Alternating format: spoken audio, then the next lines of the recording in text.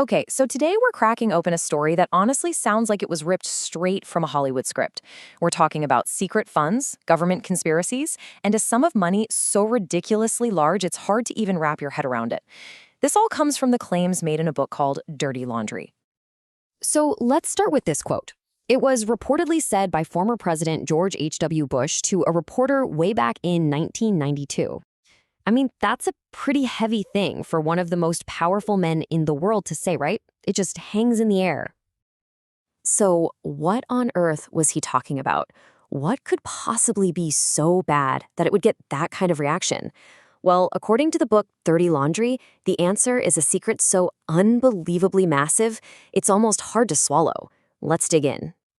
All right, so the story kicks off in, of all places, a federal prison. Yeah, you heard that right. This is where the author says he just stumbled upon what he calls the biggest secret in modern history. So in 2012, the author, Ken Pelock, meets this other inmate, a guy named Francis Marion. And look, Marion wasn't your average prisoner. He had this story to tell, a story that, at first, sounded completely nuts. So Marion's claim was this. He said he was the executive trustee for something called the Swamp Fox Trust. And this trust, according to the book, held trillions of dollars. And I'm not talking billions, I mean trillions, with a T, all supposedly generated from decades of the CIA's illegal, off-the-books operations. We're talking primarily drug trafficking. Now, you can imagine Pelock's reaction. I mean, of course, he was skeptical. Trillions of dollars in secret government drug money, and it's being controlled by a guy in prison? It sounds like a movie plot, right? But Marion kept at it, and he started dropping these little breadcrumbs of proof. Okay, so according to the book, the first big whoa moment happens when Pelock gets someone on the outside to check on one of the bank accounts Marion gave him. And when this computer expert finally gets in, he's apparently just stunned. He says, "You just found Pandora's box." So why that kind of reaction? Well, because the balance in that account was supposedly just insane. The book claims that when you add up all the accounts, the grand total was somewhere around $27.5 trillion. Just look at that number. That's a number with so many zeros, it's hard to even wrap your head around. Right, so the immediate question has to be, how in the world did a guy like Francis Marion supposedly get his hands on a fortune big enough to basically crash the entire global economy? Let's get into his backstory. So here's Marion's alleged story. He says he was brought in to be a frontman, a clean face to help launder these insane amounts of cash. But then, he claims, there was some kind of dispute. He got double-crossed by his handlers, and that's when a high-level general, a guy named Robert Ferreira, apparently felt bad for him and did something drastic to protect him. He put the entire network of accounts solely in Marion's name. But here's the kicker. When Marion later tried to use some of that money, he got arrested for wire fraud.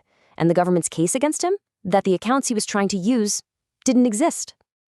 Now, this is where things get really interesting. The author claims they filed a Freedom of Information Act request with the CIA. And the CIA's response, according to the book, was that, yeah, they did have records on both Marion and his trust, but they were going to withhold them in their entirety, citing, you guessed it, national security. Okay, so that leads us to maybe the single most explosive piece of evidence in the entire book. It's a document that, if it's real, would totally rewrite modern history. They just call it the FBI report.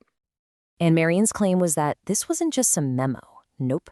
It was a 22-page top-secret FBI report. And the story of where it came from is just as wild. He alleges it was stolen from Senator Ted Kennedy's house back in 1989. The idea being that Kennedy had commissioned it to get some dirt on his political rivals.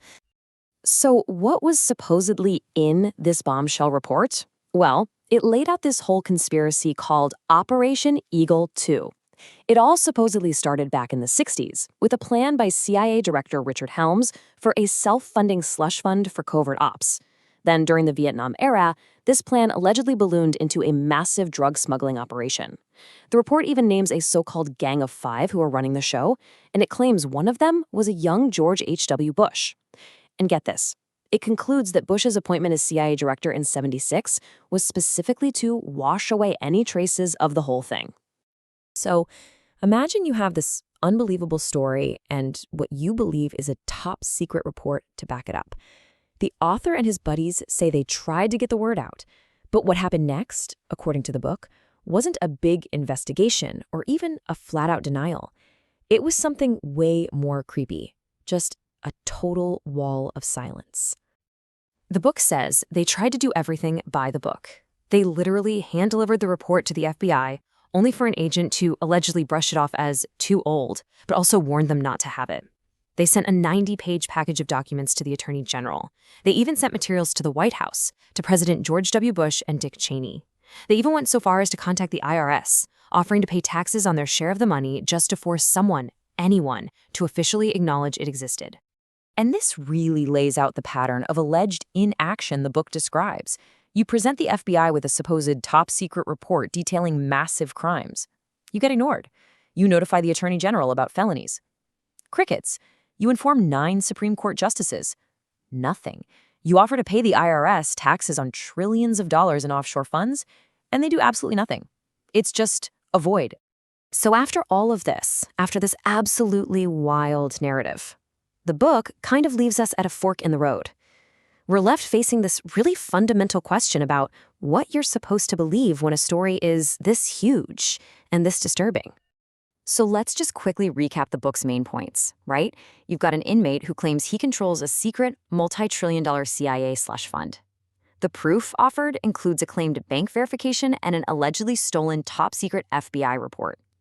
This report supposedly details a massive, decades-long conspiracy run by the most powerful people in the country.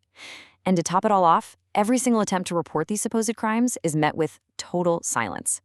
So the big question is, what do you make of all that?